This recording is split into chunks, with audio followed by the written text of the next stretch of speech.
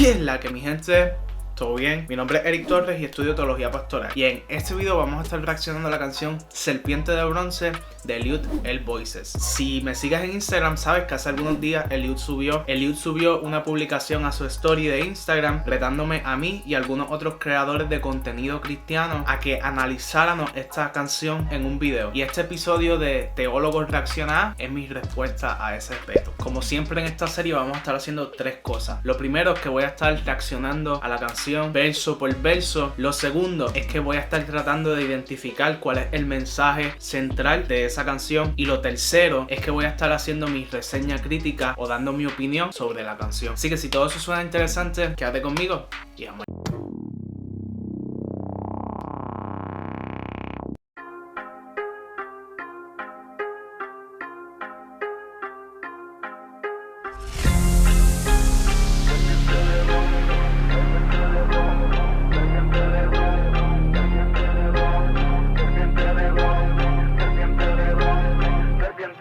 Se está tardando el príncipe de paz, pienso por la fecha. Se levanta la sospecha y dudo con mi mente estrecha. No veo que aún me quedan flechas a este criminal de la derecha. Tu amor lo alcanza. Dijo un montón de cosas ahí. Lo primero que él menciona es que se está tardando el príncipe de paz. De seguro, príncipe de paz es una referencia a Jesús como el Mesías. Vemos en Mateo capítulo 1 versos 22 al 23 como un ángel se le revela a José luego de que su esposa María quedase encinta milagrosamente y él estuviese planificando huir, y le revela a José que el hijo que tendría María fue producto o es un regalo del Espíritu Santo. El ángel luego empieza a citarle a José las escrituras judías y le dice: y dará a luz un hijo y llamará su nombre Jesús, porque él salvará a su pueblo de sus pecados. Todo esto aconteció para que se cumpliese lo dicho por el Señor por medio del profeta cuando dijo: he aquí una virgen concebirá y dará a luz un hijo y llamará su nombre Emanuel, que traducido es Dios con nosotros. El ángel estaba citando a Isaías capítulo 7 verso 14, donde Isaías dice: por tanto el Señor mismo dará señal, he aquí que la virgen concebirá y dará a luz un hijo y llamará su nombre Emanuel. También puede hacer referencia a Isaías capítulo 9 verso 6, donde Isaías está profetizando sobre el nacimiento y reinado del Mesías. Isaías dice: porque un niño os es nacido, hijo os es dado, y el principado sobre su hombro, y se le llamará admirable, consejero, Dios fuerte, Padre eterno, príncipe de paz. Así que este lenguaje de referirse a Jesús como el príncipe de paz o Emanuel, Dios con nosotros, hace referencia directa al cumplimiento de las profecías mesiánicas en la persona de Jesucristo. Y yo siempre me he preguntado, bueno, ¿y cuál es la diferencia entre Cristo y Mesías? ¿Por qué se le dice Mesías? ¿Por qué no decimos Cristo y ya? Mesías etimológicamente significa el ungido y alude al acto o la tradición que tenían los judíos en la antigüedad de ungir o literalmente derramar aceite sobre la cabeza de quien sería su próximo rey. O sea, que marca a las personas para la realeza, para el reinado, para el liderazgo. Y los profetas del Antiguo Testamento desde la antigüedad estaban diciendo que vendría alguien que sería marcado, que sería elegido, que sería ungido, que sería el Mesías para asumir el trono de David o el reinado de Judá o de Jerusalén, del pueblo escogido de Dios, y reinar eternamente en ese trono. En el Nuevo Testamento las personas estaban a la expectativa de que se cumpliese esta profecía o esta palabra. Por eso vemos que cuando Jesús llega, él utiliza lenguaje como: venga a nosotros tu reino, hágase tu voluntad, en su modelo de oración en Mateo capítulo 6. Y así por el estilo se utiliza este lenguaje de reinado, de reyes, de monarquías, para describir el gobierno de Dios sobre los corazones de sus fieles creyentes. Y cuando nos referimos a Jesús como el Mesías, estamos diciendo que Jesús es aquel que nos fue dado para sentarse en el trono de David o para sentarse en el trono del pueblo escogido de Dios y reinar por siempre sobre el pueblo del Señor. Obviamente Jesús muere según lo registran los evangelios, resucita al tercer día y asciende a los cielos según lo registra el libro de Hechos. Es decir, que Jesús ya no está con nosotros, que Dios con nosotros realmente ascendió a los cielos y estamos esperando a que Él descienda de nuevo como prometió. Y yo creo que a esto es lo que alude Eliud cuando dice que se está tardando el príncipe de paz, o a esta inquietud que nos da a veces en pensar en su segunda venida. Esto no es algo nuevo, pues desde que Jesús extiende su promesa de que volvería, habrían personas inquietas inquietas y habían personas dudosas sobre esto. Lo vemos en el tercer capítulo de Segunda de Pedro. Los versos 2 al 4 dicen: para que tengáis memoria de las palabras que antes han sido dichas por los santos profetas y del mandamiento del Señor y Salvador dado por vuestros apóstoles, sabiendo primero esto, que en los postreros días vendrán burladores andando según sus propias concupiscencias, diciendo: ¿dónde está la promesa de su advenimiento? Porque desde el día en que los padres durmieron, todas las cosas permanecen así como desde el principio de la creación. Continúan el 8 diciendo: mas, oh amados, no ignoréis esto, que para con el Señor un día es como 1000 años y 1000 años como un día. El Señor no retarda su promesa, según algunos la tienen por tardanza, sino que es paciente con nosotros, no queriendo que ninguno perezca, sino que todos procedan al arrepentimiento. Pero el día del Señor vendrá como ladrón en la noche, en el cual los cielos pasarán con gran estruendo y los elementos ardiendo serán deshechos y la tierra y las obras que en ella hay serán quemadas. Este libro se le atribuye al apóstol Pedro y vemos que aún en su época habían gente que decía ¿por qué se tarda su advenimiento o su venida? Y se inquietaban por esta tardanza, algunos de ellos asumiendo posturas satíricas o jocosas y burlándose, diciendo que él no vendría. Y Pedro nos asegura que aunque se tarde, él vendrá, y que si existe una tardanza en la venida de Cristo es por su paciencia y su longanimidad, y porque él está dando oportunidad en su deseo de que todos procedamos al arrepentimiento y aceptemos y abracemos el evangelio de Jesucristo, asegurándonos que aunque tarde la promesa, de seguro se cumplirá. En otras palabras, si Cristo no ha venido aún, lo que Pedro nos está diciendo es que él no ha venido precisamente porque algunos de nosotros aún no nos hemos arrepentido y algunos de nosotros aún no hemos abrazado la palabra de Dios y estamos dudosos, estamos como que yo no sé, yo me convierto hoy, me convierto mañana, y en realidad no tomamos una decisión, y Dios en su paciencia está prolongando el tiempo para que nosotros podamos entrar por la puerta, abrazar a Cristo y venir a los pies de Él, pero que tengamos por seguro que aunque esta promesa tarde, de seguro se va a cumplir. Si quieres aprender más sobre la segunda venida de Cristo o sobre lo que dice la Biblia del arrebatamiento, puedes buscar Mateo capítulo 24 y 25, Marcos 13, Lucas 21, Primera de Tesalonicenses 4 y Segunda de Tesalonicenses 2. Bueno, los libros de Tesalonicenses los puedes leer completos. Todas esas son las referencias bíblicas a la segunda venida de Jesucristo. Y dudo con mi mente estrecha, no veo que aún me quedan flechas a este criminal de la derecha. Tu amor lo alcanza, me sonríe y no desecha. Somos la prostituta de la historia de Oseas. Tu amor... Ok. Esta canción está bien llena de contenido bíblico, bro. De verdad que se me hace hasta difícil. Pero mira, aquí él habla del criminal de la derecha. Y yo no sé exactamente, ¿verdad?, si él se está refiriendo a los criminales que fueron crucificados con Jesús. Pero si se está refiriendo a los criminales que fueron crucificados con Jesús, vemos en Mateo 27:38 y en Marcos 15:27 que nos dice lo mismo. Crucificaron también con él a 2 ladrones, uno a su derecha y el otro a su izquierda. Luego Lucas 23, versos 39 al 43.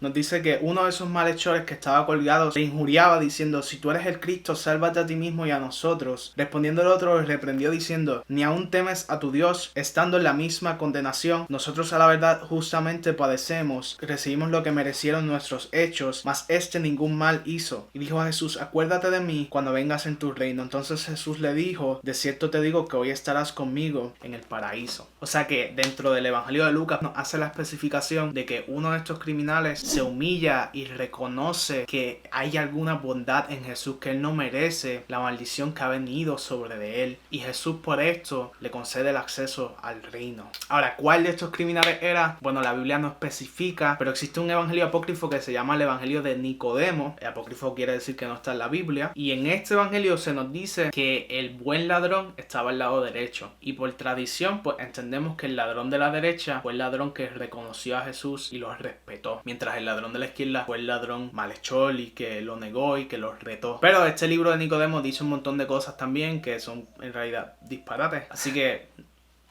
Pero si este criminal de la derecha realmente fue aquel que reconoció a Jesús, entonces tiene sentido lo que Dios dice de que el amor de Dios alcanza a este criminal, porque él es capaz de reconocer en Cristo algo extraordinario y por ende reconocer que si él estaba en aquella cruz, él era merecedor de su castigo, y esa humillación le concedió el acceso al amor de Jesucristo y el perdón de sus pecados. Con mi mente estrecha, no veo que aún me quedan flechas a este criminal de la derecha. Tu amor lo alcanza, me sonríe y no desecha. Somos la prostituta de la historia de Oseas. Tu amor aún nos busca y permanece como sea. Somos la adúltera, aquella que habla el evangelio. Religiosos quieren condenar, tú te metes al medio para dar remedio, para darnos solución, nunca humillando, siempre amando, siempre en reconciliación. Duro. Diache.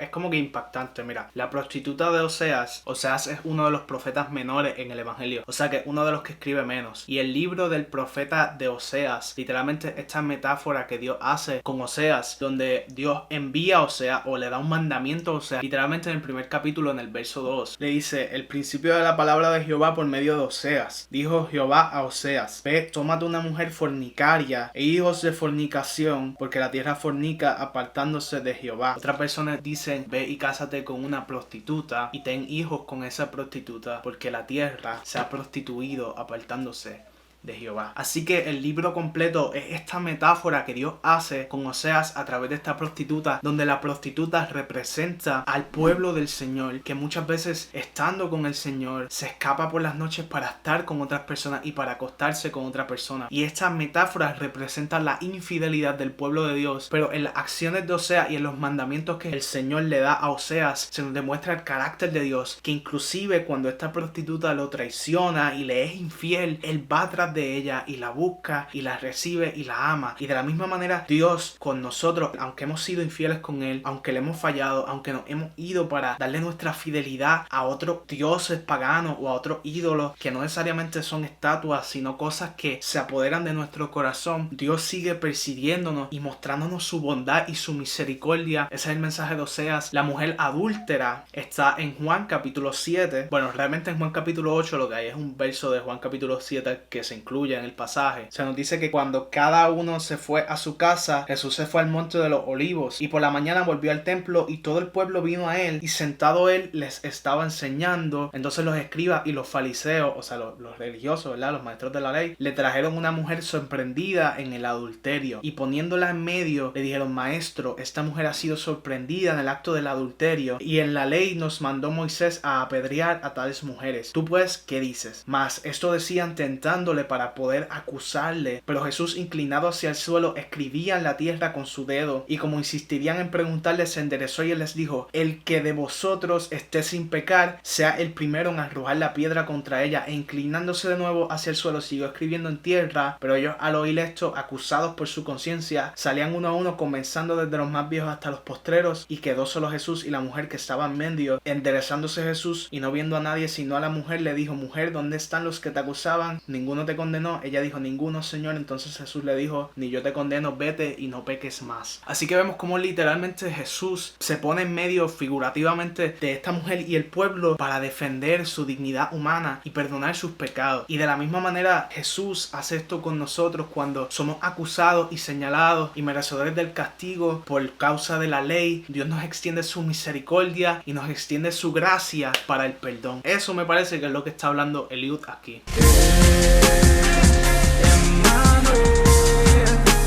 Príncipe de paz, Dios con nosotros en el peor lugar, regalando misericordia, cambiando historia, siempre gana su amor. Y sabes que iba a fallarte ayer, hoy y mañana, que me envolvería con la serpiente y con 1000 manzanas, y mientras mi alma se culpa, se odia y se afana, tú consuelas con tu amor.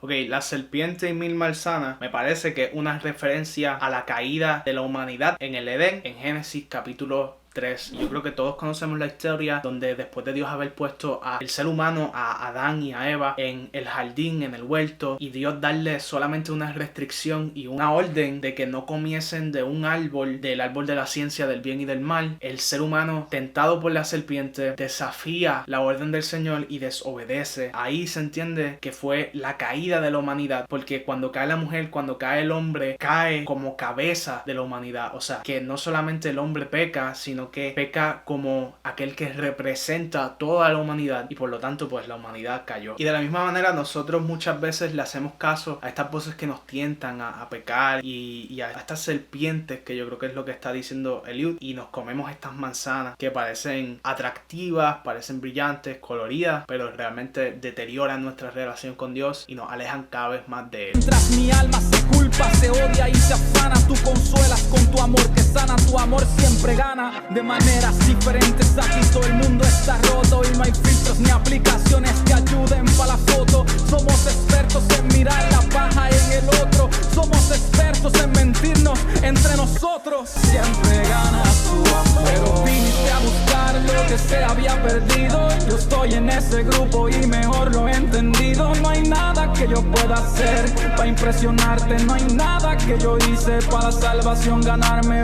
Ok, dos cosas. Lo primero es que él hace referencia a este pasaje donde Jesús está hablando con Zaqueo. En Lucas capítulo 19 está este cobrador de impuestos que se llama Zaqueo. Jesús está pasando, Zaqueo es un hombre bajito como yo y no lo puede ver, entonces se sube a un árbol de sicomoro. Jesús se acerca al árbol y le dice: Zaqueo, bájate de ese árbol porque esta noche yo voy a comer contigo en tu casa. Entonces Zaqueo se baja, corriendo. Obviamente, ¿quién no se va a bajar del árbol si está Jesús diciéndote: mira, yo voy para tu casa, bájate de ahí, vamos para tu casa?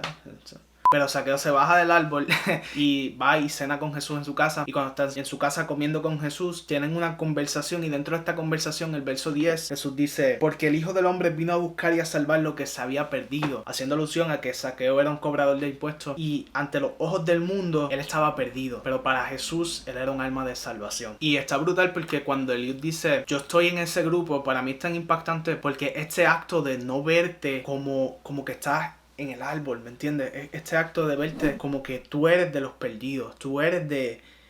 Mira, no sé ni cómo explicarlo, pero cuando tú ves las veces que Dios se les revela al ser humano, por ejemplo, Isaías capítulo 6, donde Isaías tiene una teofanía o una revelación de Dios en su vida, vemos que Isaías literalmente cae al piso y dice: ay de mí que soy inmundo de labios y que soy de un pueblo que es inmundo de labios. O sea, que ante la gloria del Señor, lo primero que Isaías hace es reconocer su incompetencia, su injusticia, la maldad que está en él mismo. Pedro, Marcos capítulo 4, Jesús lo incita a hacer la pesca milagrosa, y cuando él ve ese milagro, cuando ve esa revelación de Jesús, literalmente Pedro le dice a Jesús: aléjate de mí, porque él reconoce su inmundicia tanto, reconoce tanto su estado de humanidad y de necesidad de Dios, que se le hace hasta intolerable la santidad de Jesús. O sea, se le hace hasta difícil, se cree inmerecedor de tanto amor y de tanta gracia. Y es lo que dentro del Ordos Salutis o del orden de la salvación se le llama el arrepentimiento. Lo primero es que Dios nos hace su llamado, y ante este llamado de Dios es tan grande la gracia, es tan grande la revelación, es tan grande el poder que Dios manifiesta en nuestras vidas, que literalmente nosotros caemos en arrepentimiento. O sea, reconocemos la maldad de nuestra obra, de las intenciones de nuestro corazón, de las motivaciones, y nos lleva a rendirnos a los pies de Cristo. Y es bien increíble ver cómo este artista, ¿verdad? Obviamente tú dirías: este artista, esta persona que canta y qué sé yo, pero él está reconociendo cómo él se cuenta entre este grupo,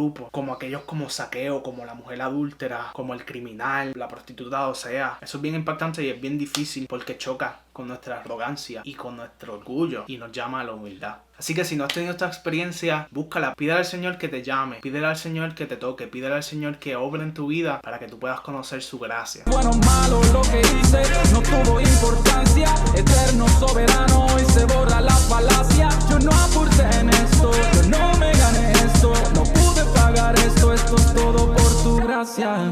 Y como Moisés levantó la serpiente. Brutal.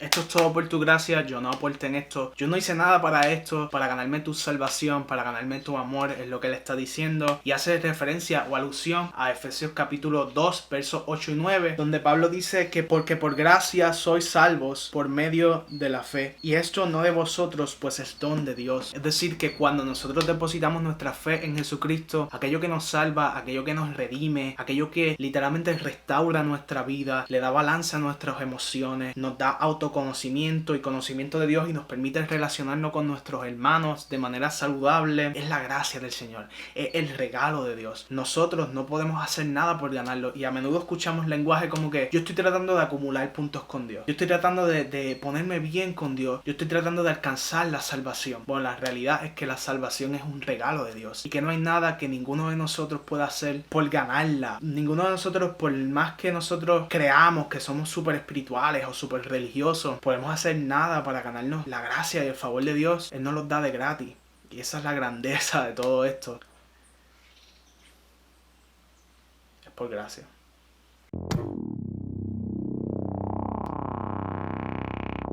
Y como Moisés levantó la serpiente de bronce en el desierto, así es necesario que el Hijo del Hombre sea levantado, para que todo aquel que en él cree no se pierda, mas tenga vida eterna. Yo creo que eso literalmente resume el mensaje central de esta canción. Aquí Eliud está literalmente leyendo el pasaje de Juan capítulo 3 versos 14 al 15. Todo el mundo conoce Juan capítulo 3 verso 16, porque de tal manera amó Dios al mundo que entregó a su Hijo unigénito para que todo aquel que en él cree no se pierda, sino que tenga vida eterna. Pero pues cuando vemos el capítulo 3 de Juan completo, Jesús está teniendo esta conversación de noche con un líder religioso que se llama Nicodemo, que se acerca a él de noche pidiéndole explicación de la ley, pidiéndole explicación del nuevo nacimiento. Y Jesús, tratando de explicarle a Nicodemo la salvación o el evangelio que él vino a traer, hace alusión a la escritura judía donde se levanta una serpiente de bronce. Esto es en Números capítulo 21 versos del 4 al 9. Dice: después que partieron del monte de Or, camino del mar rojo, para rodear la tierra de Edom, y se desanimó el pueblo por el camino, y habló el pueblo contra Dios y contra Moisés, diciendo: ¿por qué nos hiciste subir de Egipto para que muramos en el desierto? Pues no hay pan ni agua, y nuestra alma tiene fastidio de este pan tan liviano. Y Jehová envió entre el pueblo serpientes ardientes, que mordían al pueblo, y murió mucho pueblo de Israel. Entonces el pueblo vino a Moisés y dijo: hemos pecado por haber hablado contra Jehová y contra ti. Ruega a Jehová que quite de nosotros estas serpientes. Y Moisés oró por el pueblo. Y Jehová dijo a Moisés: hazte una serpiente ardiente y ponla sobre un asta, y cualquiera que fuere mordido y mirara a ella vivirá. Y Moisés hizo una serpiente de bronce y la puso sobre un asta, y cuando alguna serpiente mordía a alguno, miraba a la serpiente de bronce y vivía. O sea que en el desierto, camino del mar rojo, el pueblo de Israel se disgusta con Dios y empieza a murmurar entre ellos sobre el cuidado que Dios tenía con ellos y el liderazgo de Moisés, y Dios les envía estas serpientes que literalmente los mordían y se morían a causa de la mordida de la serpiente. Pero él crea un remedio por medio de una serpiente de bronce que se forja, que literalmente levantaba a Moisés en medio del desierto, y si te picaba una de estas serpientes ardientes, tú mirabas a esa serpiente, que obviamente si está levantada en un asta, en una estaca, pues